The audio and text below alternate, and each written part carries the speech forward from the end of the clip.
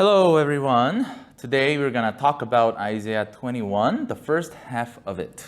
However, before we dive into Isaiah 21, I do want to let you know that starting from 21, we are entering into this new cycle, a new cycle of oracles. If you go back to my video on chapter 13 or the overview of chapters 13 through 27, I told you that there are 5 oracles repeated a couple times, and this is the second set of oracles. So this section has 5 Masa sections, chapters 21 through 23. And whereas the first cycle, chapters 13 through 20, is marked by certainty, like that the world is in the Lord's hands and His promise will be fulfilled.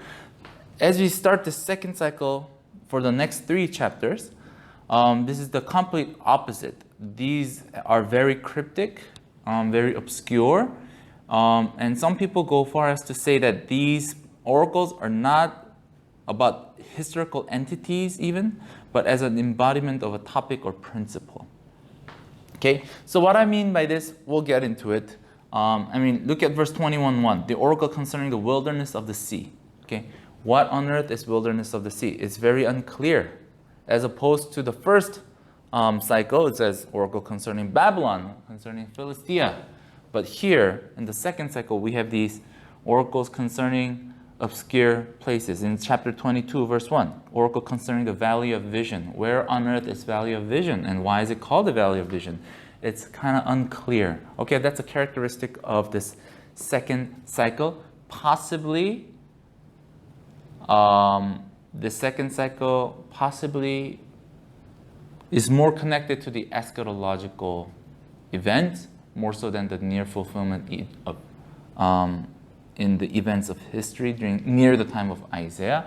But long story short, scholars are divided on identifying some meanings of these oracles and the places of this.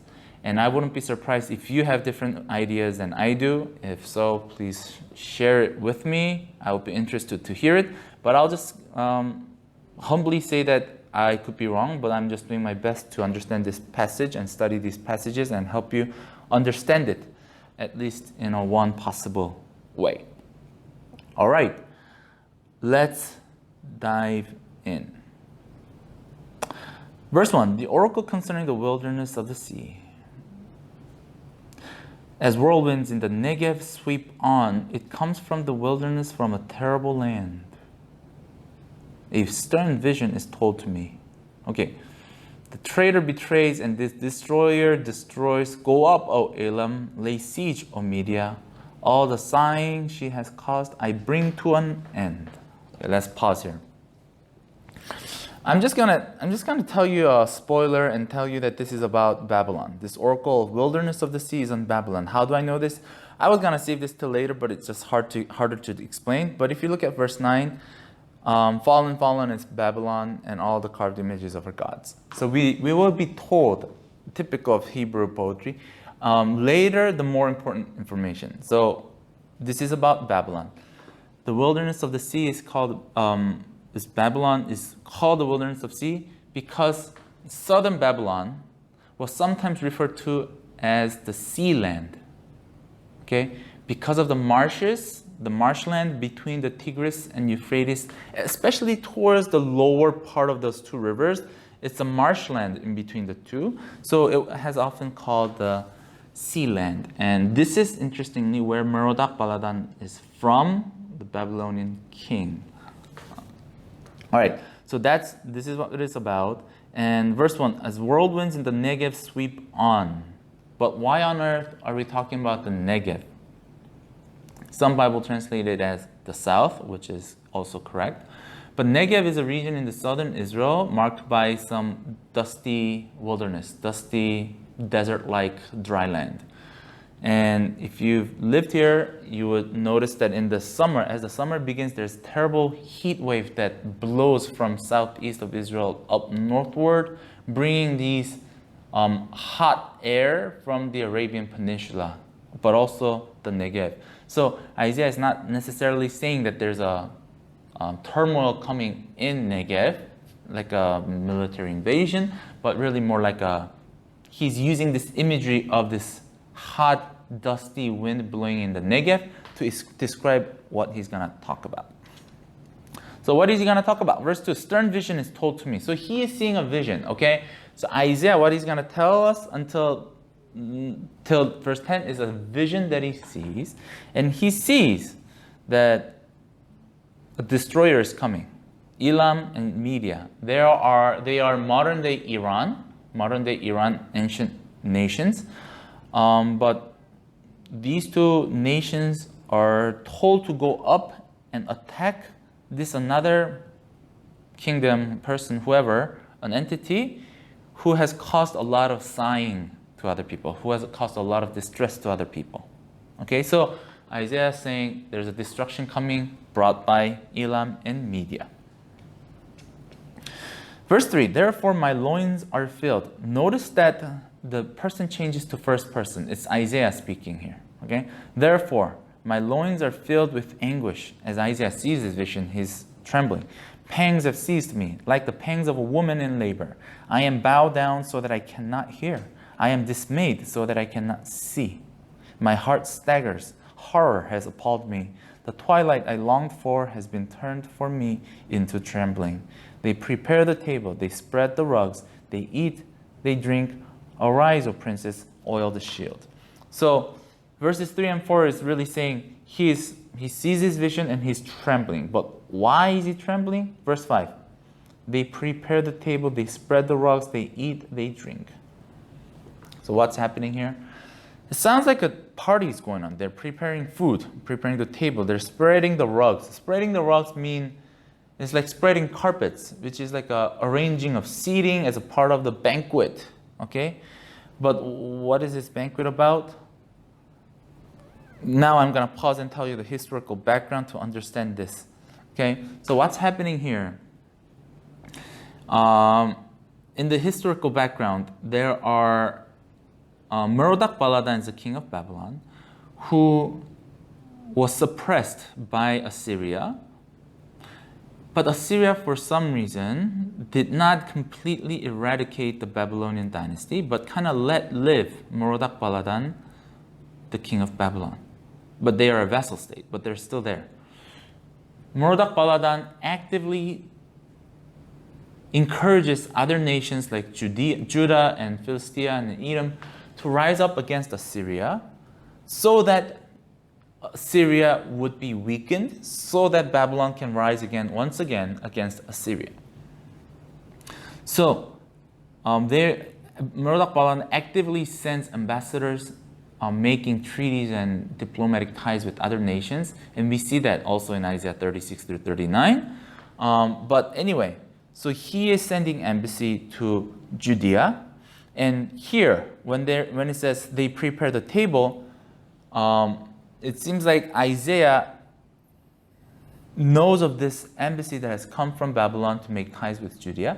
And Judah is responding by receiving them by throwing banquets and having some elaborate feast as a sign of acceptance, reception of the Babylonian proposal, diplomatic ties with them, and so on. So they're eating and they're drinking.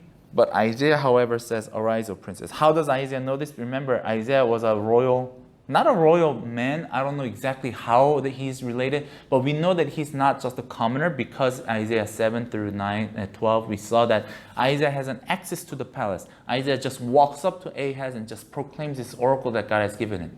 So Isaiah must have been maybe a distant relative of the king, maybe a close relative of an official, high official in the government or something, but he has an access to the palace, and he probably is hearing this news, or even the sound themselves as they're feasting together. And Isaiah is not quite happy with this, as we'll see. Verse 6, for thus the Lord said to me, go set a watchman, let him announce what he sees. When he sees riders, horsemen in pairs, riders on donkeys, riders on camels, let him listen diligently, very diligently.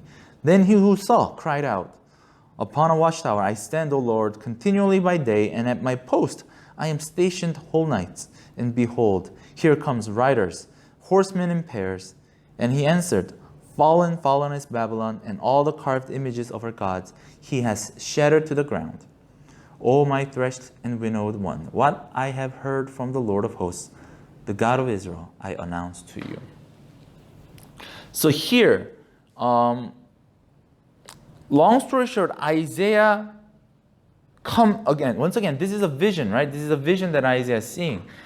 He sees that there are messengers coming, telling him about the destruction of Babylon. Fallen is Babylon. In other words, the destiny of Babylon is destruction.